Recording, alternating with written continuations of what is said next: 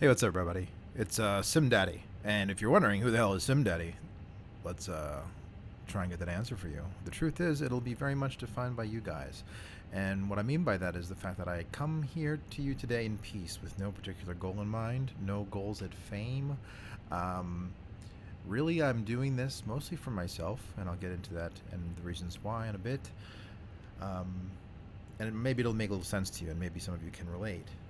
Um, I'll just get into my pre-flight here, um, and give you a little bit of a background on me and what I'm about to do here, because maybe it's a little atypical, not exactly what you'd expect from a run-of-the-mill YouTuber or someone who even does this as a full-time job.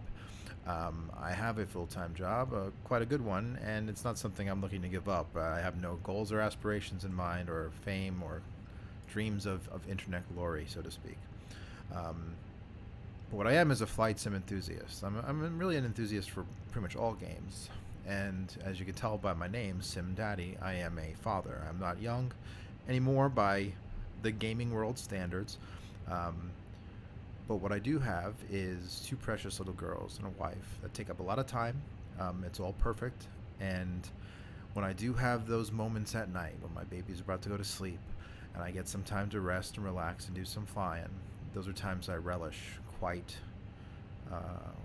those are times I cherish, I should say, and I cherish them quite a bit. And I'd like to share with you some of my experiences along the way.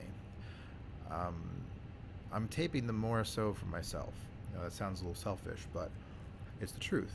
Um, I quite enjoy watching videos on YouTube of flight simmers, and then I thought, hey, maybe I'll enjoy watching some of my own. And in the meantime, maybe I'll just talk a little bit and have some fun. And even if I reach 5 people, that would be considered a success. Um, so in the background here, I'm going to set up my flight and kind of get going. Um, I'll just kind of start from the beginning and explain what I'm doing here. So I am nearly 40. I'm 38 years old. I was introduced to Flight Simulator when I was about 7. Original Flight Sim, like 8 different colors, landing at Meigs Field, crashing into Meigs Field. I have always been an absolute aviation nut job, like just in love with it. I'm from New York City originally. I'm from Staten Island, and so driving in that area, I would drive past Newark Airport quite often. Um, you know, I've always grown up looking at the sky. While most kids were into video games, I mean, I was still into video games, but while most kids were into like cartoons and stuff, I was into reading about planes. Um, since Flight Simulator wasn't like that big of a thing when I was young, and my computer couldn't handle it, and I didn't play it at home, um, I would put down paper on the ground, and I would take my little model airplanes, and I would pretend that I was creating airports and taxiways and runways, and just, my imagination was running wild. I'll say it, whether you're a real pilot or not, I'm not a real pilot at all. I guess from being an aviation geek that it takes a bit of a dreamer to be into this. And that's part of why we sim, right? Because it kind of satisfies that urge that we've always had to fly, whether we've pursued it or not. In my case, at around the time when making that decision to become a pilot, to pursue that career path, at around that time, the industry was pretty poor. By that I mean there wasn't a lot of good prospects for jobs or like career trajectory for young pilots, and it dissuaded me from pursuing it because I thought, hey, if I'm going to do something, even though it's my dream, maybe it's something I can get to later, maybe it's something, it's just not the right time. Either way, I'm young, whatever. The way it's just kind of happened, because life comes fast, is I just never pursued it. I wound up joining the military after college. I didn't join an aviation branch of the military. I was in the Army. I did 6 years as a linguist. I deployed. I had 1 combat tour. And really, the extent of my aviation experience is right here in the simulator. So basically, every flight simulator since like the original. We're talking on like DOS machines, Tandies, like that type of flight simulator. It wasn't until about Flight Simulator 98, maybe 2000, where I actually figured out an ILS approach. And that to me was like magical, right? 2D cockpit. Just so happy to finally figure out something about the systems of a plane instead of just doing these direct to point flights where you're just looking at the map the whole time. You don't know what's going on. That's kind of how I rolled. And There have been times where I've gone away from simming a couple years. In college, I didn't do it. Then in the military, I didn't do it for a couple years. Then after the military, I had some free time as I was working as a professional in the DC, Northern Virginia area. And I just, there's been other times where I've stopped since.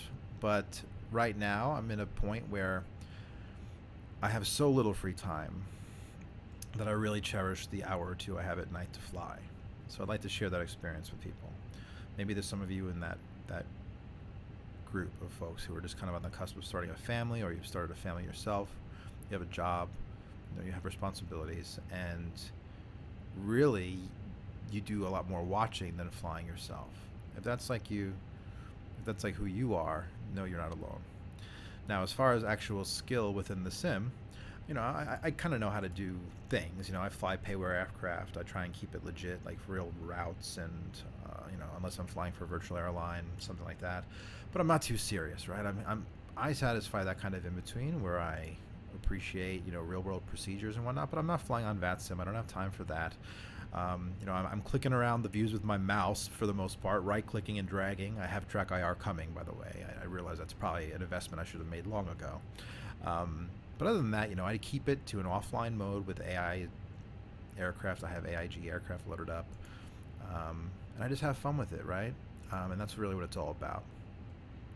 In general, I think the flight sim community is great. I don't have any complaints, but I do know that there's people out there who take it pretty seriously. And if you're going to get angry over an above 200 foot per minute landing descent rate, if you're going to get angry at that or consider that a bad landing, I'm probably not the guy to watch. I'm going to do things wrong. I'm not going to do things perfectly. I don't follow checklists unless I really have to, like when I'm learning a new aircraft.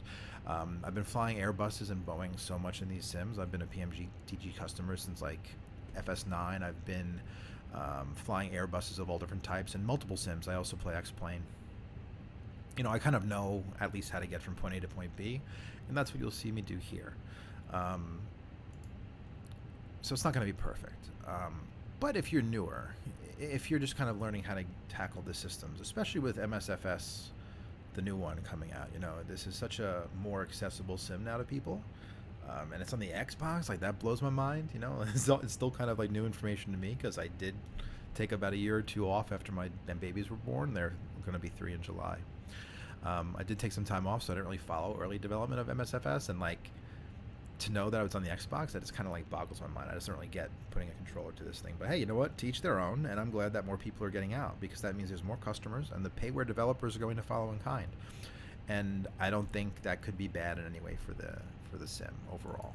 I do think there's a lot of muddle on the marketplace, but I think that the trade-off of that, the fact that there's a lot of rip-off stuff on the marketplace, people are going to learn what's good and what's bad.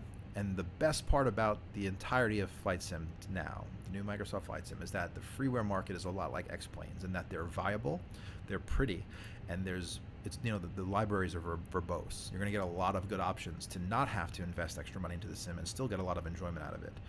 Add to the fact that the dynamic landscaping and terrain rendering in MSFS is just so nice that we're sitting in such a great place. So I thought, maybe I'm 20 years late to the game. Maybe there was a chance for me to get involved in the flight sim community a little more years back. Maybe there was a shot for me, but better late than never. I did write a pretty viral post once on Reddit about how we should be very just grateful for it, because it satisfies this dream that many of us had, and it seemed to resonate. People really seemed to enjoy that, and that was just good to see. And I think that out there in this community, compared to the other games I play like Hearthstone and Escape from Tarkov and Warzone and stuff like that and Call of Duty, this is such a good community, and there's really you don't have any problems to worry about in the future. I think we're in a great place. So let's get to it. I'm taking a little short hop in Norway. I love flying around Norway. I really like any short route because of my newfound time crunch with being a dad. And it doesn't have to be hard or anything, but I appreciate a nice wing view. I appreciate nice scenery. So flying around Norway for me is just always that's a win, right? You're going to enjoy it. You're going to have a good one. You're going to have good views. I tend to leave my ILS going like until very late in my approaches because I just like to stare out the windows. And so you're gonna get that here. You know, you're not gonna see me disconnect autopilot 2 miles, 3 miles, 4 miles out. You know, I'm gonna be coming down over minimums and popping that thing and driving her into the ground. And you know, sometimes I'm gonna hit the deck and I'm gonna scoot off the runway. That's just the fact of life. Excuse me here. I'm trying to find my approach and I'm having a little bit of an issue. I am on the Pesser 3P. Am I just that? Oh, I am so stupid. There it is. So, like I said, I'm not like rehearsing these ahead of time. I'm kind of just going with it. Landing on runway 35. ILS. We'll even call it. Oh, there's no Cat 3 on that. Okay. All right.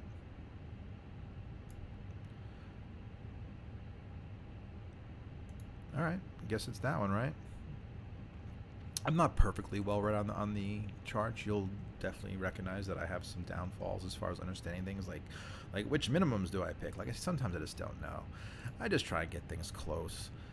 I try to have a good time with it, and I hope that I don't, like I said, the community's great. I hope that folks who are looking to get involved in it don't find it too overwhelming.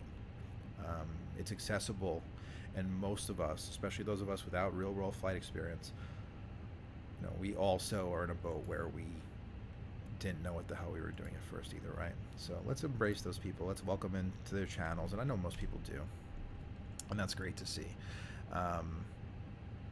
And let's just help the sim grow, right? It's a lot of fun to be a part of this community. It's a lot of fun to fly.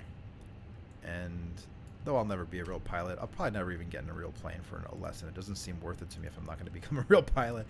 I'm going to live the dream through my computer. So for now, I'm going to finish up.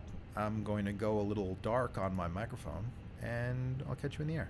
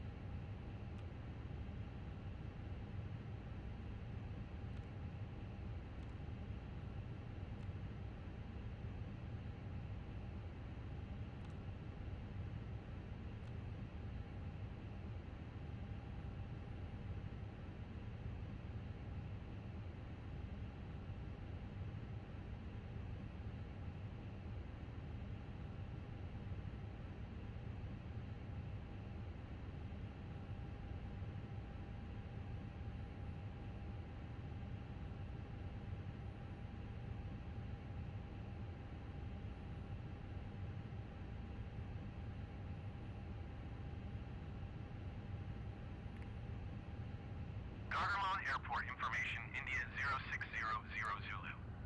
Wind calm. Visibility, tree. Sky condition, few clouds at 6,500 feet. Temperature, 12. Dew point, 10. Altimeter tree, 0.06. ILS runway 1 right and ILS runway 1 left in use. Landing and departing runway 1 right and runway 1 left. VFR aircraft say direction of flight. All aircraft rent back hold short.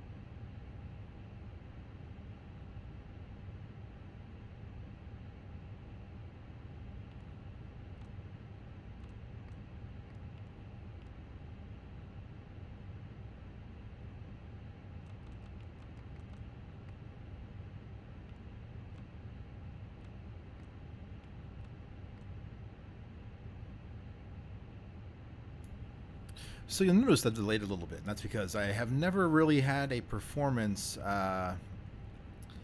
calculated my departure performance and been given flap 3. I'm a little confused by it. I don't know what conditions would predicate that, but I mean, I think it's pretty interesting. And I'm trying to figure out if I had done something wrong or something, but it doesn't seem I have. Everything looks pretty good. So, I mean, I guess I'm just going to roll with that. Flaps 3. And flex of 67. I just, it's something new to me, so sorry for the delay, but yeah, we'll get out of here in a second.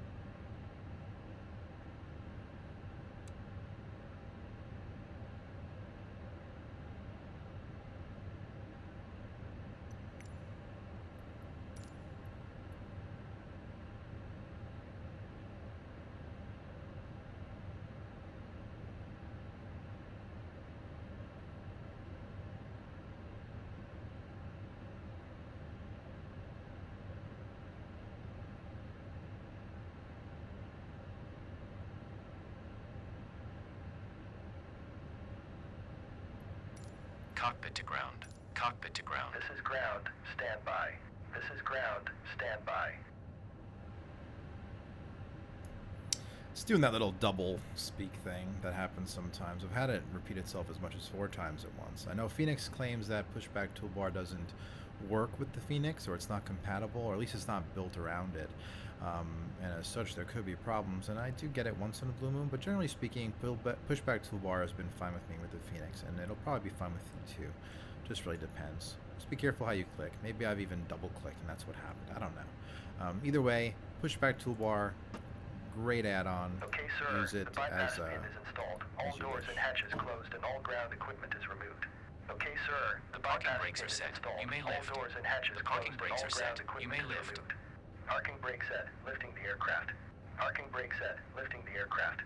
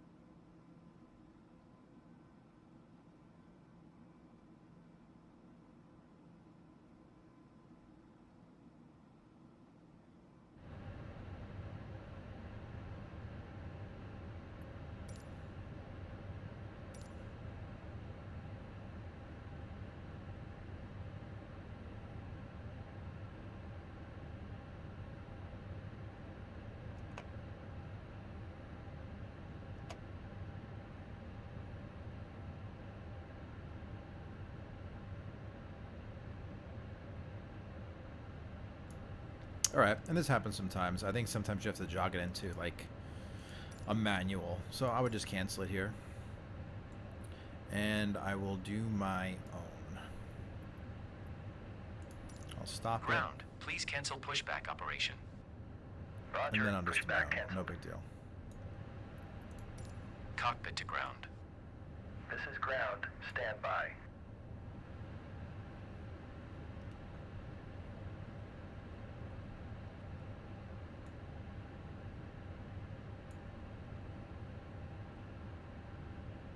Okay, sir. The bypass pin is installed. All doors and hatches closed and all ground equipment is removed.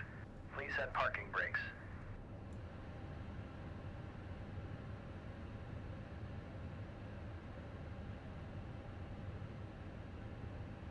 Please set parking brakes.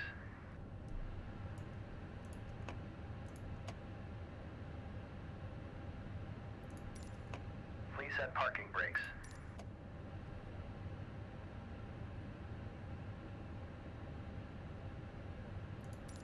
Ground. Please cancel pushback operation.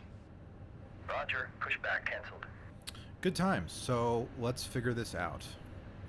Maybe I just needed to restart it because I was messing around with the Cockpit to ground. parking brake. This is Try one more time. ground. Stand by.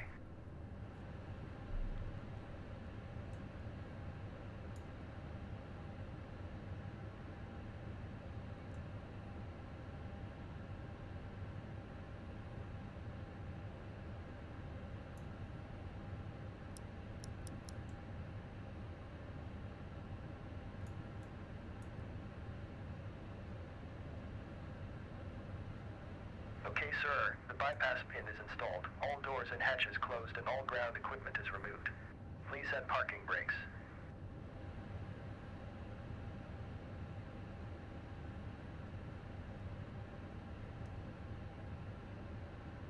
Please set parking brakes.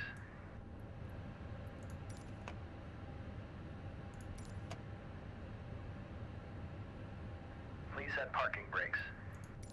All right, it's not Ground. recognizing Please I'm doing cancel parking pushback brake, which is operation. not typically the issue I Roger, have with this thing. pushback canceled.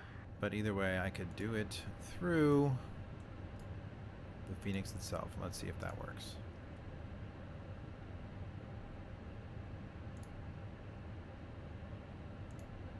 Cockpit to ground. Cockpit to ground. This is ground. Stand by. This is ground. Stand by. Okay, sir. The bypass pin is installed. All doors and hatches closed and all ground equipment is removed. Okay, sir. The bypass pin is installed. All doors and hatches closed and all ground equipment is removed. Please set parking brakes. Please set parking brakes. Please set parking brakes. Please set parking brakes. There's that repeating 4 thing I was talking about. Please set parking brakes. Please set parking brakes.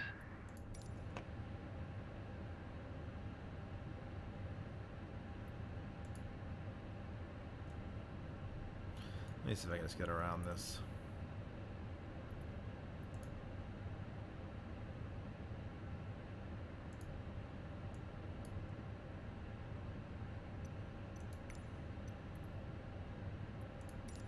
Ground. All right, I'm Please going to cancel stop it with the pushback parking operation. brake off. Ground. And then that'll Please be the cancel last pushback pushback canceled. operation. Roger. If pushback not, I'll canceled. just do a something ridiculous.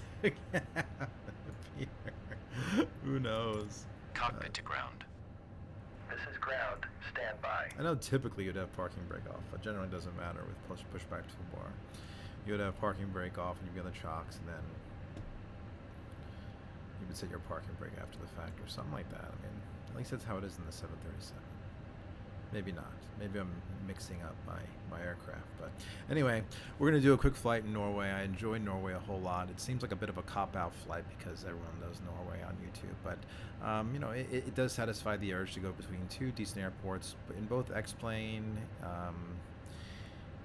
and in MSFS, there's a Okay, sir. The great bypass pin is amount installed. of All doors and hatches closed and high-quality all ground freeware equipment for is removed. Norway. So Please you set parking brakes. here we go, trying again.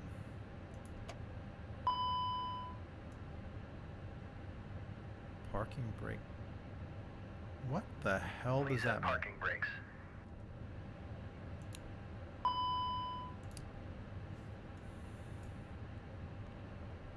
Please set parking brakes. What on earth is going on here? This is so interesting to me. Parking brakes low pressure. Really?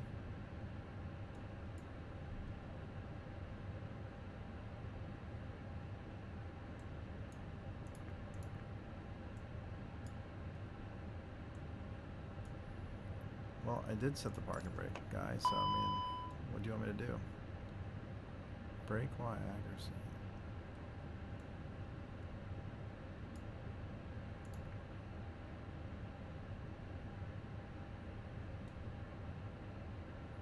This is pretty cool, actually. I've never experienced any of this. I have no idea what the hell's going on. Alright, I suppose we'll just YOLO this. Whatever. Screw it. Super duper weird, right? So, anyway. I have everything ready to go. Maybe I'll do something like a power back or just something dumb like that. So, alright, let's do it. Whatever. Ignition on. We'll put the chrono on, enough screwing around, and we'll start it up. Kind of crazy, right? Just very interesting. Maybe it's my first time, you know, good luck charm. The parking brakes are set. Go. You may lift. All right. I guess Parking brakes all right. lifting the aircraft. It's doing something.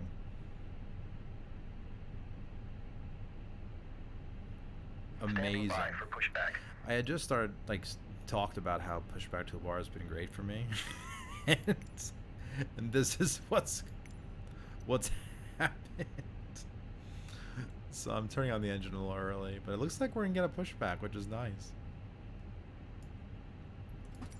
Cockpit to ground. Go ahead. We are cleared for start and push. Parking brake set. Okay, cleared for push start. Please release parking brake. Super interesting. Parking brakes Super are released. interesting. Anyway, it looks like we're getting out of here. Commencing pushback. I'm not gonna have You to can go start the driving engines in through sequence. a It wall. will start in the sequence. And we'll just have to kind of manually do it, which is not terrible. I mean, it's good practice, I guess, right? And it's fun. So you can do it like that. So already engine 1 coming on. I'll talk on the way to the runway. I'm not going to talk your ears off the whole time. But what I will say is this, you know, this is meant to be a lighthearted attempt at being involved in the flight sim world. And again, mostly for myself, just to look back on it fondly and enjoy what I've kind of done. In the meantime, I don't mind the prospects of meeting new people through this medium. You know, people who are also aviation fanatics. I live pretty close to Dulles, so I've been interested in going to some, like, you know, plane spotting meetups and stuff, and you know, that'd be super cool. And you know, just to be a little more involved in the aviation community, especially as I get older. As you get older, you don't have enough. You don't really have as much social time. I do play golf. That's one way I do it. But gaming has always been a way for me to kind of decompress at night. My wife watches her Netflix shows and her Outlander and her murder mysteries. Sometimes I think she's planning to kill me, but that's not here nor there. You know, this is something I do, and it's a solo effort typically, but if I can make a little community of it, even if just a handful of people, mission accomplished. And even more of a benefit, if I could reach out to some people who are in situations in which they too are kind of not so serious or not so well versed in this stuff, then you know, if I could help those people learn the game, you know, to learn how to operate these planes and to get some enjoyment out of it, that would be super fulfilling for me, and that'd be just great. I'm gonna hold it right here. I'm gonna stop the pushback, put my parking brake on. We're just about ready to zip on out of here for about a 30-minute flight to Bergen. Parking brake set. And Parking that's it. brake set. That'll be the end of Lowering it. aircraft. So our engines are good. We're going to flip this to ignition. We're going to get our flaps down Startup to is complete. 3, You may which disconnect. again is fucking crazy. Roger. I Good cursed a engine little bit. start. Sorry about Clear that. to disconnect. We're going to get the See you speed at the brakes side. Have a ready good and flight. to go. We're going to put Holding this position, on, waiting for the visual. Thank this you and goodbye. on. Everything else looks good. It was down. What was the performance? The performance was it down 0.2? Time to double check. Down, yeah, 0.2. You know, I don't know in the Airbus if this automatically gets done. Maybe it does, but you know, I set it manually just in case. So down 0.2 on the trim. Looking ready to go. Lock that up one more time. Taxi lights on. Come up here one more time. Pull off the bleeds. Pull off the APU. We're ready to go. Logo lights and stuff not necessary. Strobes on auto. Let's do it. All right, readjust. For those of you interested, while not being so serious, I do have like some good throttles and joysticks. I use side-tech stuff. I use rudders. So I do like to get some realism out of this, like most of you probably do. But these days, oh boy, the peripherals that are coming out are just amazing. I'm eyeing up those Airbus throttles that V1 Simulations uses. Oof, they're like $1,000 each though, so I'm gonna wait on that for a little bit, right? But yeah, wow, just what's coming out these days, and the free stuff, like through like deals like the AnySim 310. Oh, I'm so pumped for that. I have it on X-Plane and it's great. But again, flight sim's in a great place. I'm not coming here to change anything or be some type of revolutionary. I'm just here to have fun with you guys, enjoy it. While I'm chatting over here, I'm just pulling up Sim Toolkit, which is what I use to just track my flights and kind of get an idea. It's mostly more for when I'm on longer flights, like 2-3 hours, and I'm away doing other stuff while my plane's in cruise. I can kind of just get an idea of where I'm at, how close I am to top of descent. If I want to hop in and get some wing views, I'm a sucker for wing views. And that's about it. So let's roll out to runway 01 left, and I will chat with you guys in the air.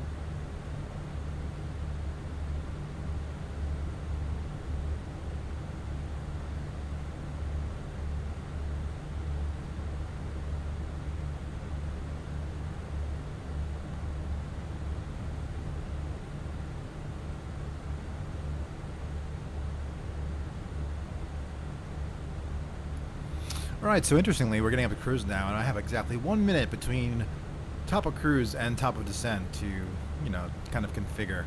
I love little stuff like that. It's really interesting to me.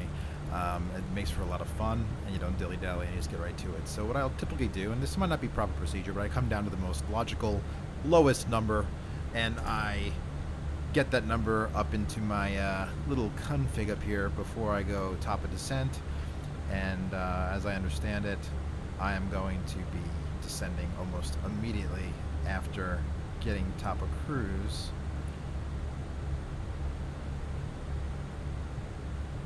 Yep, about 1 minute, which tells me maybe it's just now.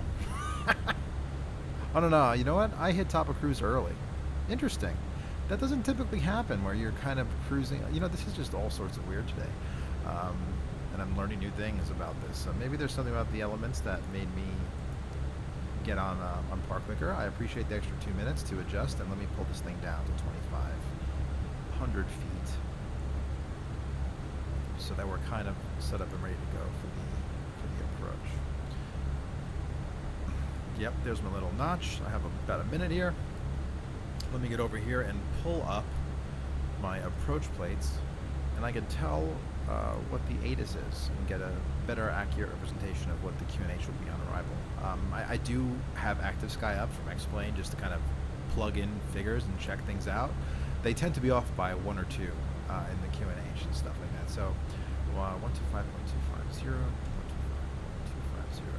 125.250. Because they're off a little bit, I will hope that we do pull in ATIS here not long after I key it in. We can pick up an accurate QNH for arrival, because it will be asking me to input that sooner than later. We're about 15 miles out. Just make sure I have everything going here. I'll do a couple things ahead of time just to kind of get ahead of the curve, and so as to not forget them on the way down.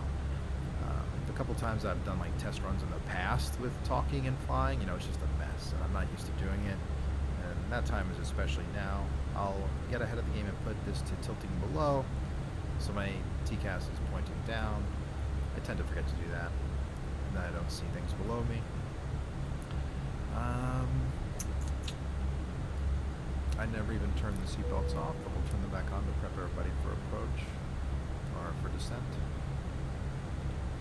And we'll just go from there. So I'll leave you with that. I'll pick you back up on the approach. All right? Thanks.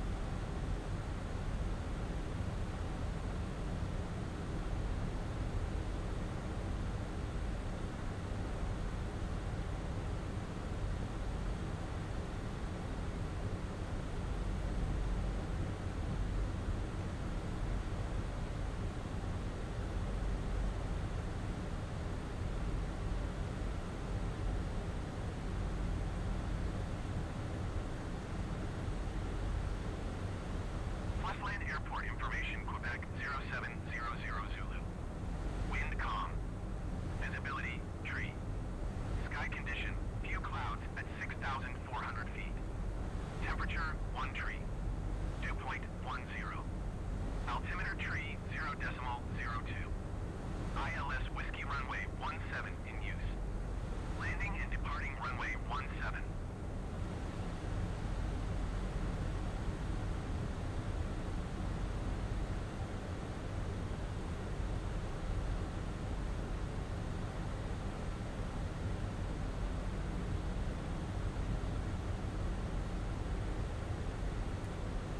Alright, so as we get back in here, you'll see that I was tinkering with my approach information. Was a little unsure if my ATIS was going to pick up. I mean, I figured it was, but sometimes you just never know, especially when you're dealing with, well, it's flight sim, right? So sometimes you just never know. But I tend to want to get that approach information in there. I don't know how big of a deal the difference of 1 degree in QNH is going to change anything, but I had originally guessed 1017 as the QNH. I was looking at Active Sky XP, which is apparently taking real-time weather data. But in-game, it's reading it as 1 below, so 1016, 30.02,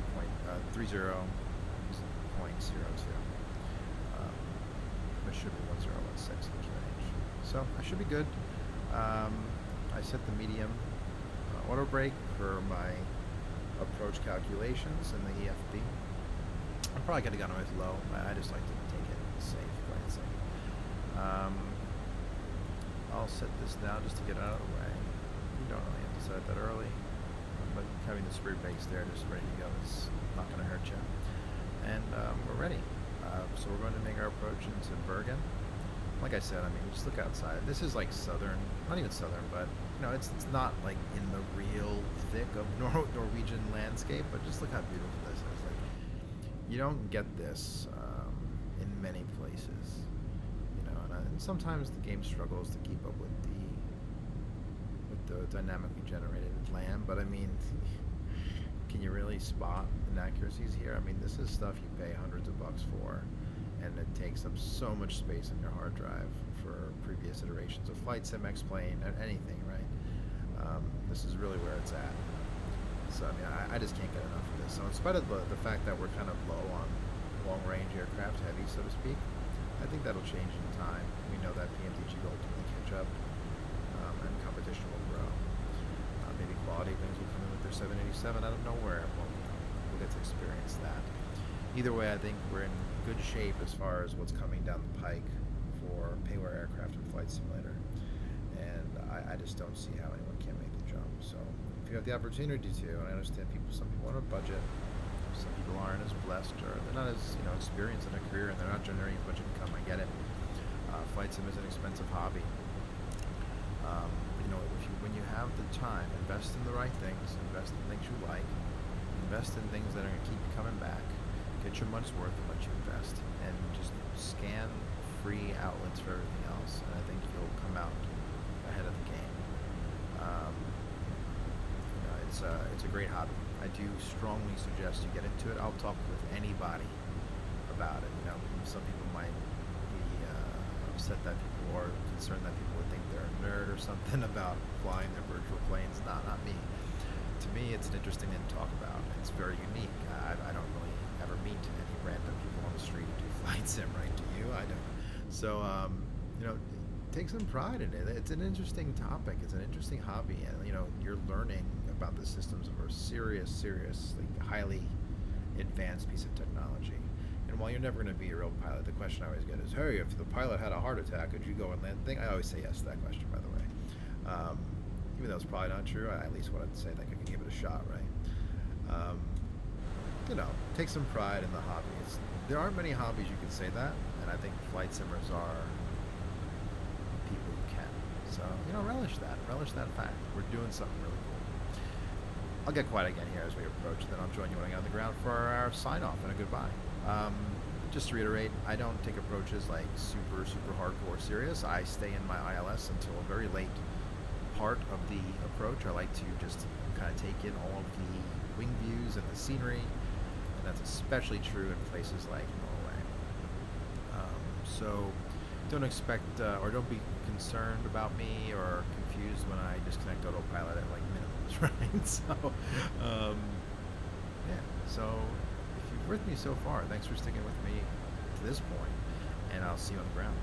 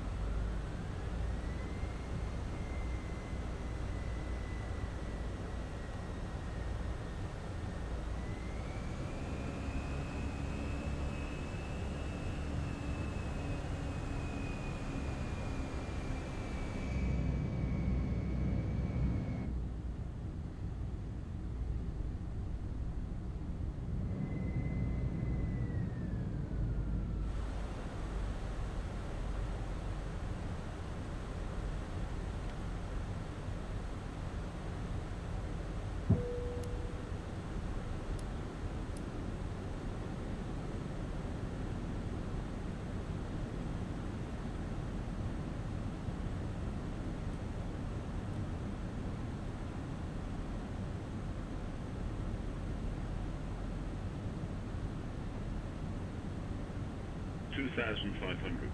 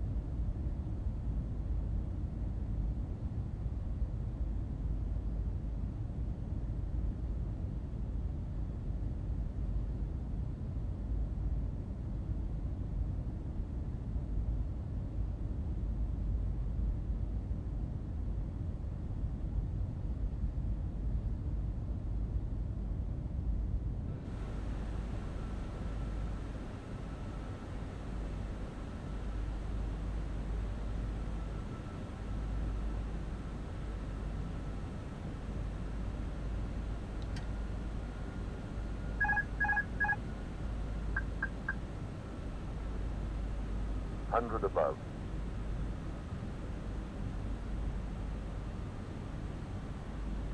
Minimum. Flight slope. Flight slope. Flight slope. 40, 30, 20, retard, 5,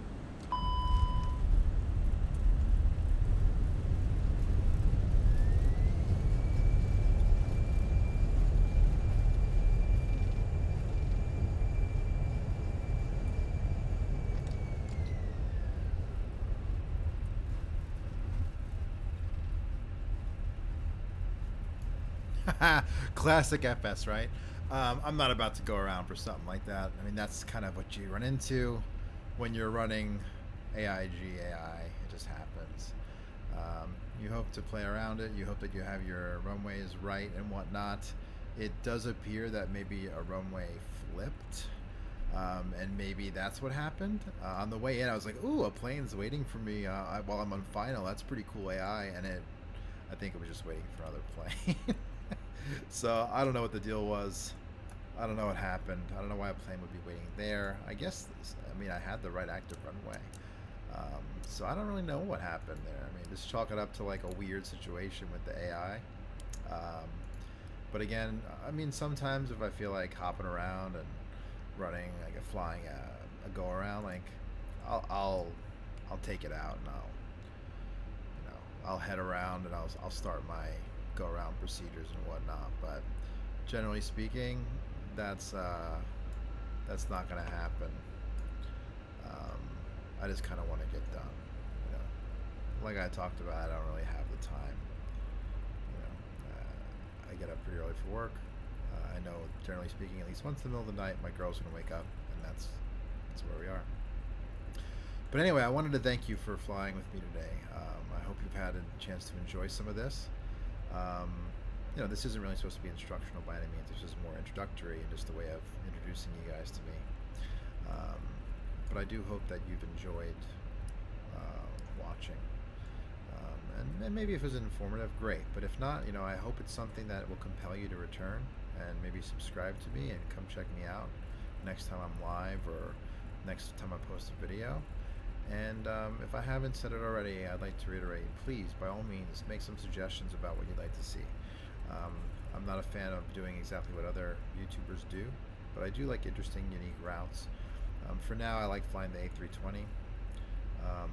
But in general, I'm open to flying anything. I just like the ease of access to this one. Let's check out some of these choppers. This is beautiful freeware scenery, by the way.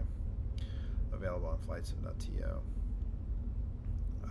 You know, so good. But yeah, so I look forward to coming to more interesting spots. Oslo to Bergen isn't like the most amazing route, but there is some beautiful topography in this part of Norway. So I knew it was going to be a great approach. How do you like that detail on the approach? I mean, that's just something that makes me just so in love with MSFS. Like the way that's auto-generated. For the most part, I mean, not everything. I think I did download like a Bergen scenery, but just the level of detail that's possible. Like, it's just such a unique and dynamic sim that I'm super excited that, you know, it's not something I had to wait for like to be 60 to see. You know, I'm not even 40, and I get to enjoy it now, and I'm super like grateful for that. I'm also grateful that in general my wife doesn't give me too much shit for being a gamer, and you know, I hope that you can take some enjoyment out of watching me do some of this stuff. So with that, I'm going to leave you. I'm going to finish up and clean up the aircraft, and I'm going to log off for the night, and I will see you guys in the next one. Thanks.